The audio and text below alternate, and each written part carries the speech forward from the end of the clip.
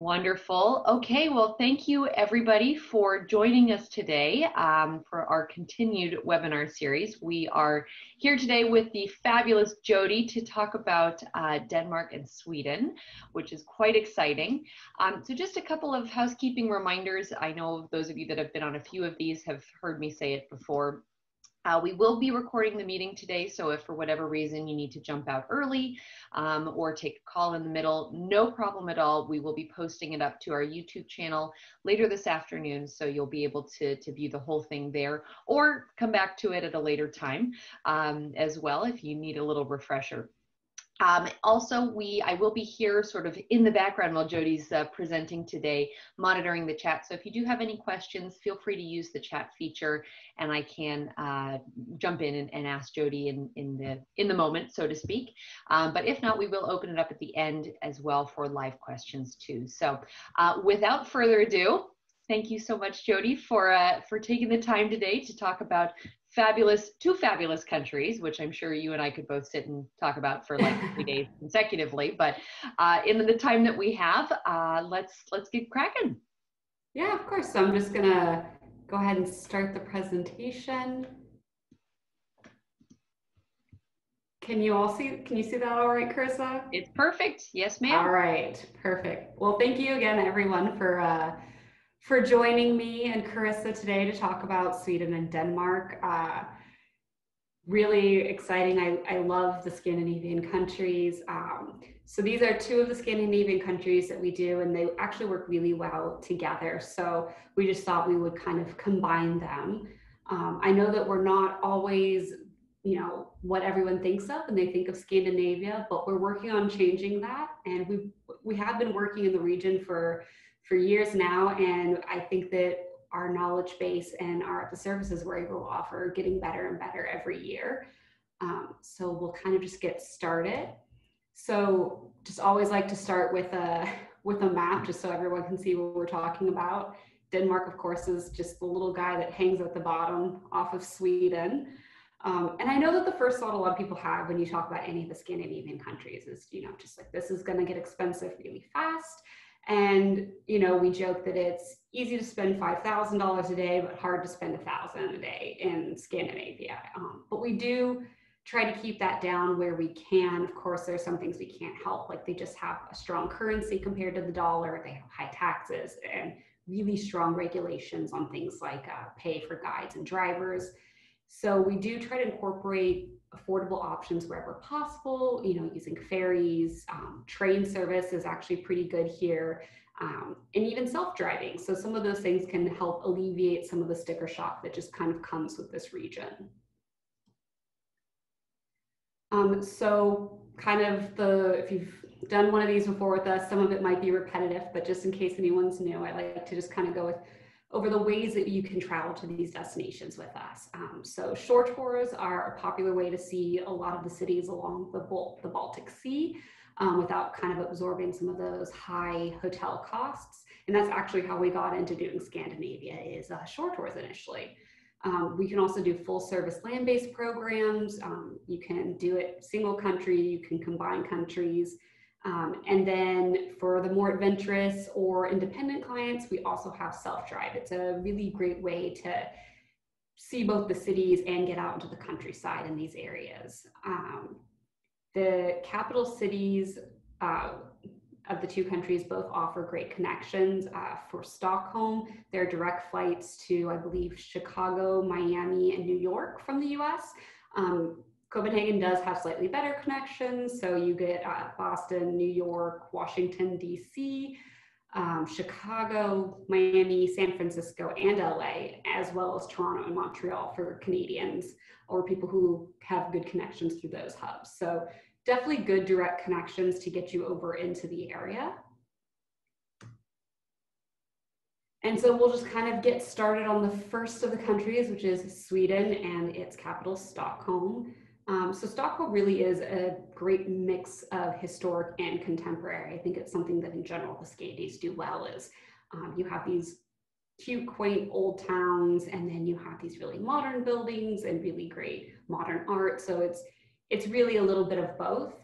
You could hit the highlights, you know, the must-sees in 2 to 3 days of touring, but I think you could easily fill 4 to 5 days of touring and not be bored. So for me, the must-sees here are going to be like Gamla stan, which is the old town, the Vasa Museum, which is actually Sweden's most visited attraction. It's this famous ship that actually sunk on its maiden voyage, but because of the way it sunk, it was retrieved from the bed of the bay there and basically is still whole. It was preserved in the water, so it's kind of a very unique attraction. There's Skansen, which is really great if you kind of want to break from indoors, or if you have kids, it's an ethnographic outdoor museum. Drottningholm Castle is, to me, just a really wonderful full day kind of trip. You can take a ferry out to it, go see the castle. They have this really beautiful oriental, it's like the Chinese theater, which is a very unique and special historic theater that's on the palace grounds.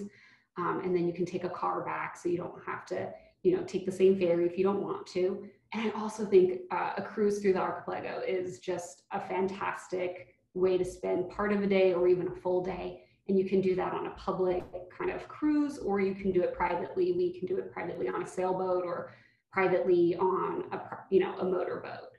And as well, there's really, like I said, fantastic art galleries here. There's so many. In fact, the world's longest art gallery is here in Stockholm. It's actually the Stockholm Metro, which is famous for having these really gorgeously decorated metro stops. I'm actually going to back up just once. So this picture here on the bottom left, that's actually one of the metros. So it's just like these really beautifully done metro stops. So it kind of can make for a unique tour, you know, way to get from point A to point B and still do some sightseeing. Special experiences, this is kind of something that we've tried to make ourselves known for doing. So we can do quite a few special experiences here. Some kind of favorites are a Swedish bun making class, these gorgeous buns that you see on the screen. It actually was just the National Swedish Bun Day in Sweden, I think Monday. So we can do it with this really kind of renowned baker. She has this cute little kitchen that you can go to, and you bake these buns and you have lunch, and it's a really lovely experience, good for families. You know, if you have kids, you can do a rooftop walk of the old Parliament building. If you're a little more daring, if you have vertigo, might not be the best choice. And again, like I said, you could do a private cruise or sail through the islands. I think that's truly a special way to spend an afternoon there. And as well, private cooking classes are really popular here. So, you know, Swedish meatballs, or, you know, one of those famous kind of Swedish foods that people think of when they think of Sweden. Jody, I'm sorry to interrupt you briefly. I think some of the participants are maybe having a little trouble hearing you. I'm hearing you perfectly fine, but I don't know if you might be able to just adjust your location of your microphone a little bit closer to your mouth or not. But yeah, I hear you okay, but I think a few are having difficulties. Sorry to interrupt. Absolutely. No, I will absolutely try to fix that, and hopefully everyone will be able to hear me a little better. I'll hold the mic up towards my mouth. Perfect. Thank you. Yeah. Of course, where are you going to stay when you stay in Stockholm? So we have a few hotels that we really love. There's, you know, different 5-star hotels, and they kind of offer something different. So depending on what your client's style is, one might be a better choice than the other. I think the Grand Hotel, which is down on the bottom left-hand side, really needs no introduction. It's the very traditional luxury hotel in the city. And I mean, it kind of sells itself. If people want the Grand, then typically nothing else is going to do. I would recommend here starting with the deluxe rooms. The superior rooms can feel a little small for some. And all the room categories here do come in 2 types. They come in non-view and water view rooms, and you do pay a premium to have a water view room in the same category. If you kind of want the Grand's luxury, but maybe on a smaller scale, maybe you don't like a huge hotel, The Lidmar is a really great option. It's kind of like right next door. It only has 46 rooms. They're all individually furnished, so it has like a unique feel to it. The large rooms here are a really great balance between size and price point, but you have to go to a suite here to get a view, to get like a really great view. The Nobis, which is on the bottom right-hand side, has kind of been one of our longtime favorites. It has a very Scandi feel to it. So if you want something that feels kind of local, this is a great choice. Twin beds are limited here though. So if you're in high season and need twin beds, that might not be the best hotel. And the rooms here aren't as generous in size as some of the other hotels. So that's another thing to keep in mind. At 6 is going to kind of be luxury at the best price for the city. So if you have someone who kind of wants that luxury, the high standard, but maybe doesn't have as high of a budget, this is a really great choice.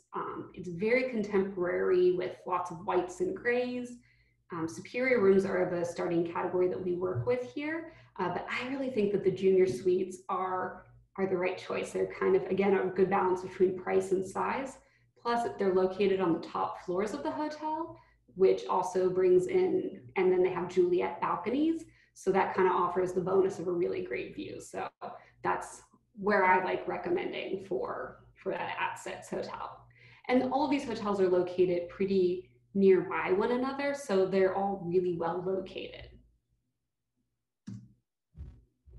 And then even though Stockholm is what most people are going to Sweden for, I do like to let people know that there is more than Stockholm here. So there's Gothenburg, which is reachable by train from Copenhagen and Stockholm, and it's good for a 1 or 2 night stay. There's Malmo, which is a gorgeous city for architecture. It's actually closer to Copenhagen than it is to Stockholm.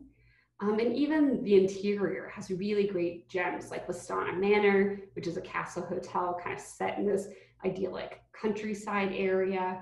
But I do want to go over what I think is kind of after Stockholm, where most of our guests would stay if they were going to overnight, and that's in Gothenburg and the West Coast. So like I said, it's reachable by train from both Copenhagen and Stockholm, or you can drive. The Volvo Museum is here, so if you have anyone who is a car enthusiast, that's a great museum for them. And you have this kind of really underexplored area, the west coast of Sweden. It has gorgeous scenery, again, reduced crowds because it's not as popular for, non-Swedish tourists. And you really do, to get to the west coast though, you really do have to be a self-drive client because you're really going out into the nature, getting outside of the big cities.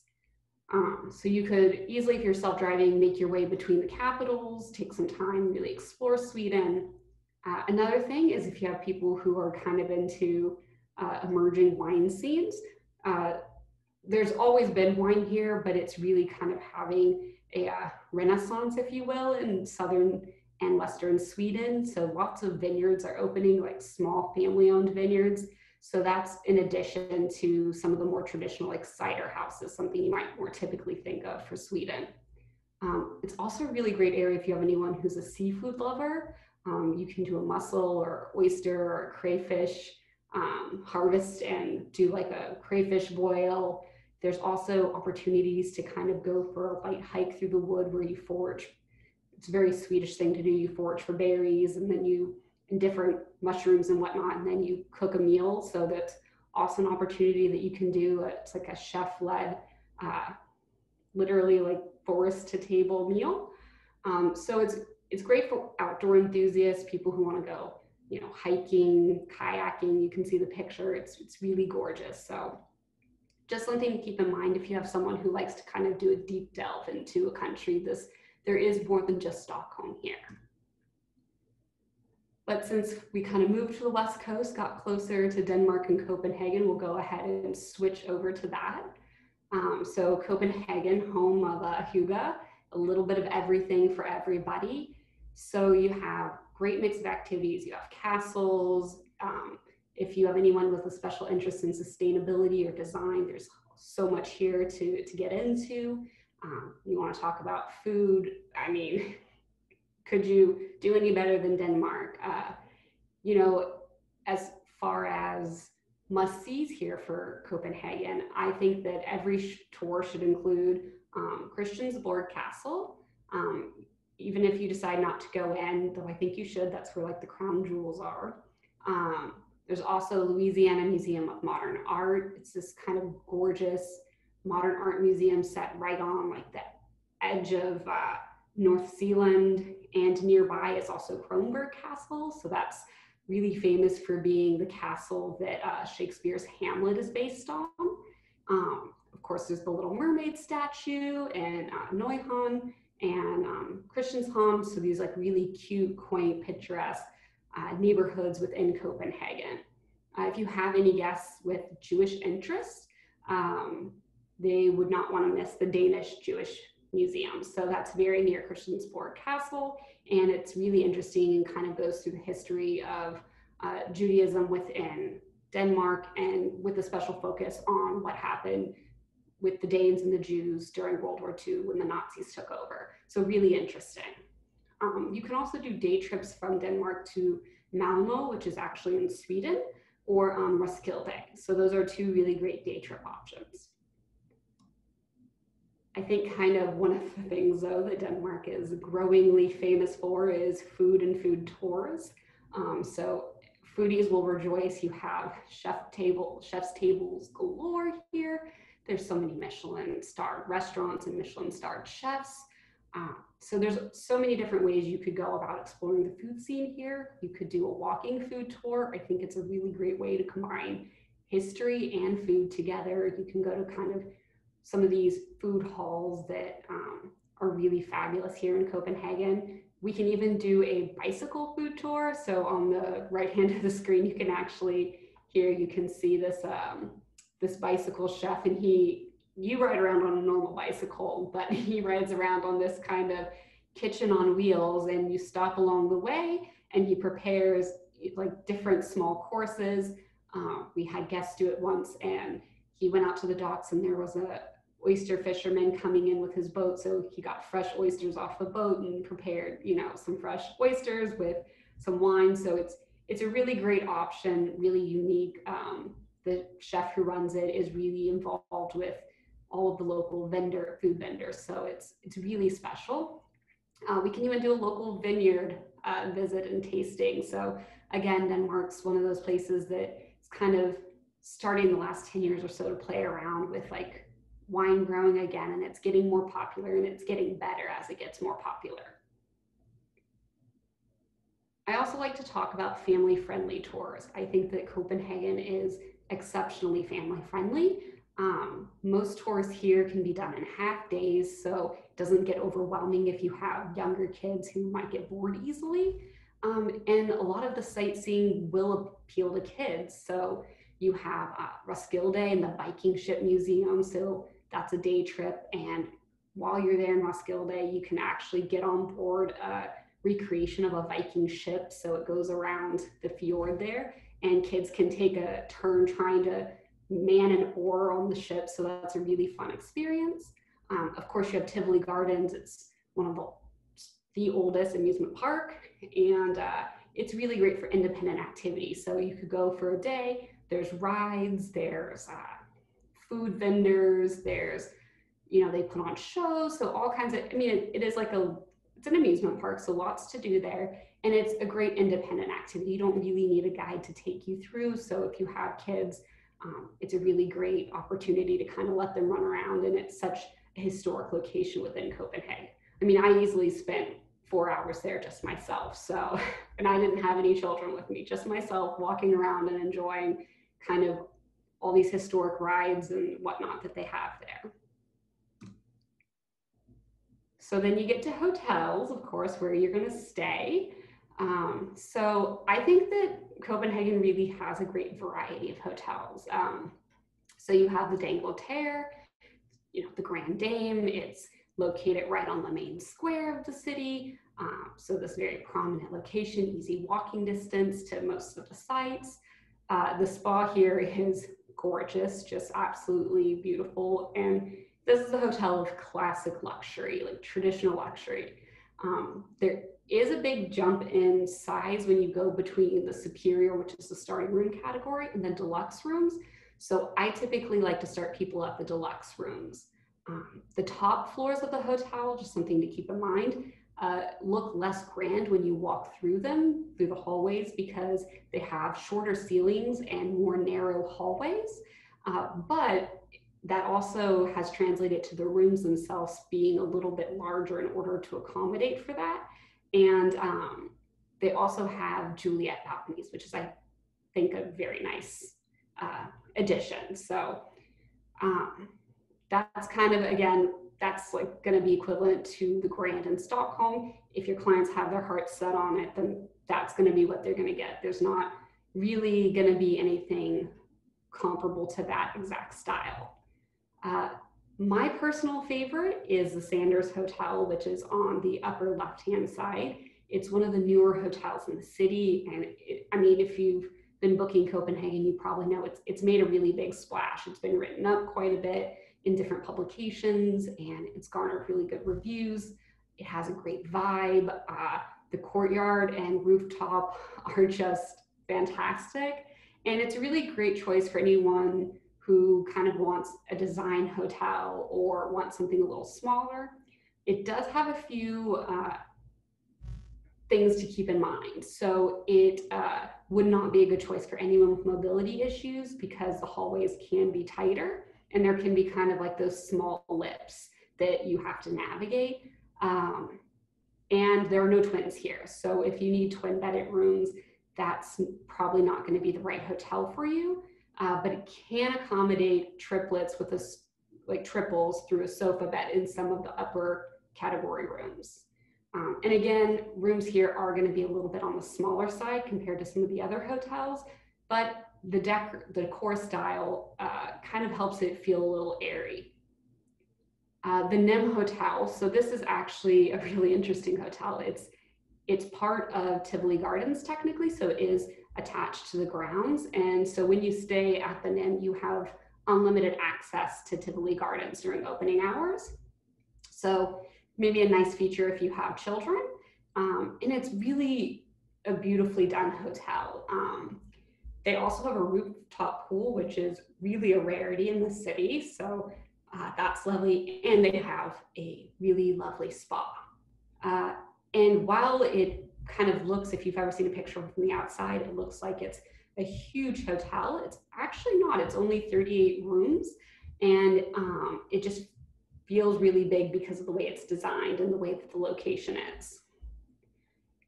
If you do have anyone who maybe who needs a gentler price point, the St. Petri, I think, is the right choice. So that's down here on the bottom left-hand side.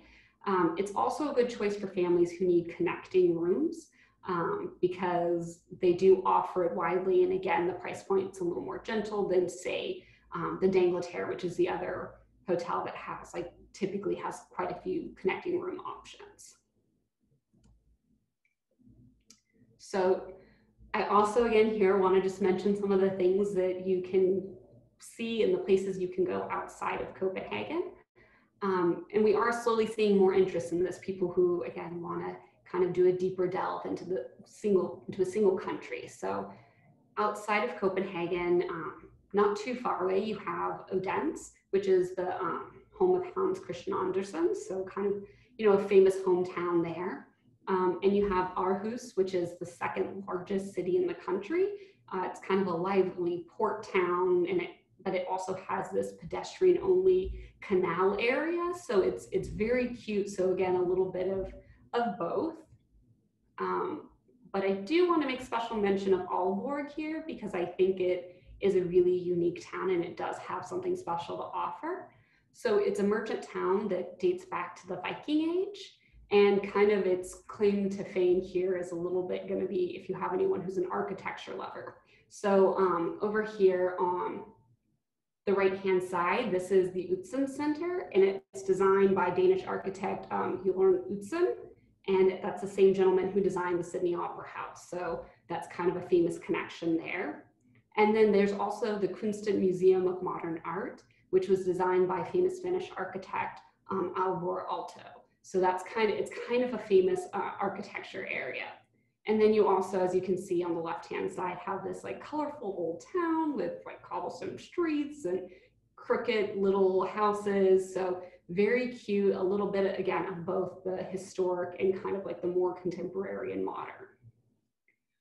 So now that we've gone through those, I just want to kind of quickly talk about, you know, two of the ways other than just, you know, a traditional fully land-based, fully guided tour, like two ways that you could do these. So someone who's doing a land-based tour and maybe is more independent again, or is looking for a gentler price point than having to do long distance private transfers, White Glove Self-Drive really is a great option. I briefly mentioned it before, I just want to kind of delve a little bit more into it. So both countries offer the possibility of self-drive. Sweden is a more popular destination as far as self-drive goes. So often what clients are going to be doing is they're going to combine kind of a full service tour in the cities. So say you're starting Stockholm, a couple days full service tours, and then they're going to pick up their rental car at the end of that. And then they're going to do self-drive to the next big city. So whether that's Oslo or Copenhagen. So that's kind of a way to combine both having that, you know, full service tour in the cities with a little bit more independence when you're in the countryside. And of course we can still in the countryside, we can still provide services. It would just be a matter of like, instead of us driving the client to the kayak tour, they would just drive themselves. And it's a really great way too to kind of get a more in-depth look again at the country, to get out into those less busy, less visited, off the beaten track kind of places. And while we don't require hotels to be a part of a package for a normal FIT or on a pre-post cruise extension, we do require it on self-drive programs. So we do have to include the hotels on self-drive programs. I always just like to mention that so there's no confusion. But it's a really great option. I think it works really, really well in this area. And again, you're just going to get some experiences that would just be very, very costly to do on a full service private program between these destinations.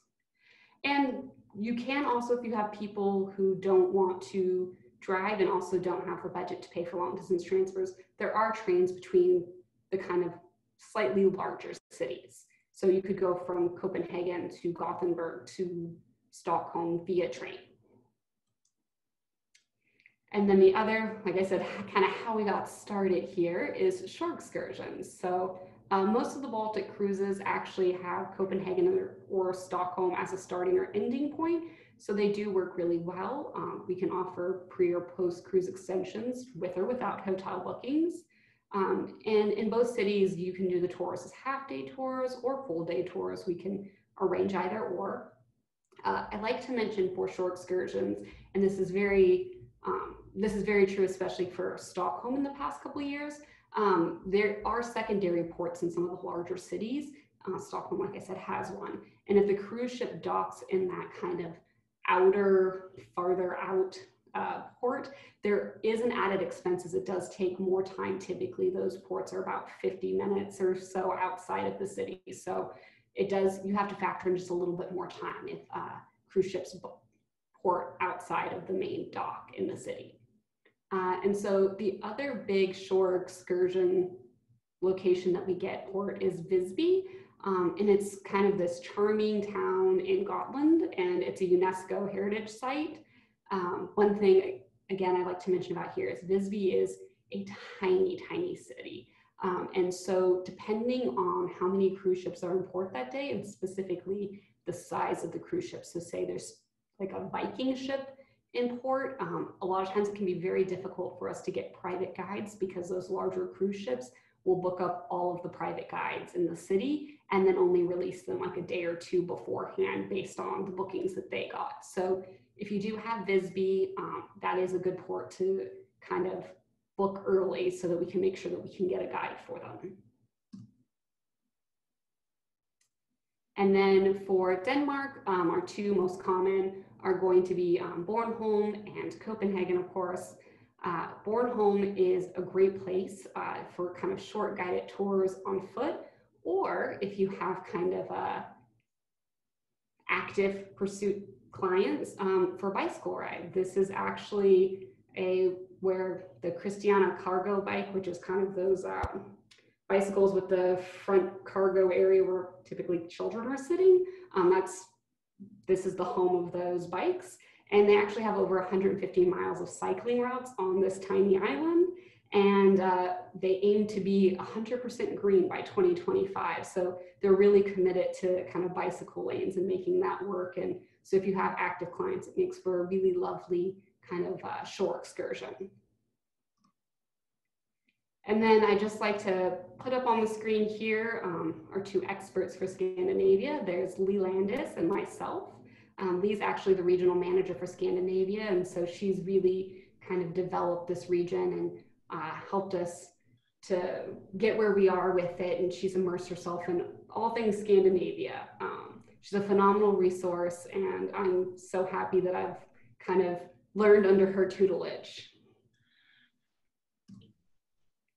And then I always like to say, if you have a new trip and you aren't sure who to reach out to, you can always use our general email address. It's up here on the screen, info@exeterinternational.com. Of course, you can always reach out to myself or Carissa directly, but that's available to you if you ever have one and don't know where to go with it. We'll make sure you get to the right person. Yes, we'll always make sure you get to the right person. And then before we turn it over for any questions, I just want to let you know, again, thank you for being with me. But our next webinar is going to be next week, and that's going to be with Sylvia, and she's going to be going over Slovenia. So that's our next one. It's a really beautiful, really beautiful destination, and she is fabulous. So if you can, you should definitely join her.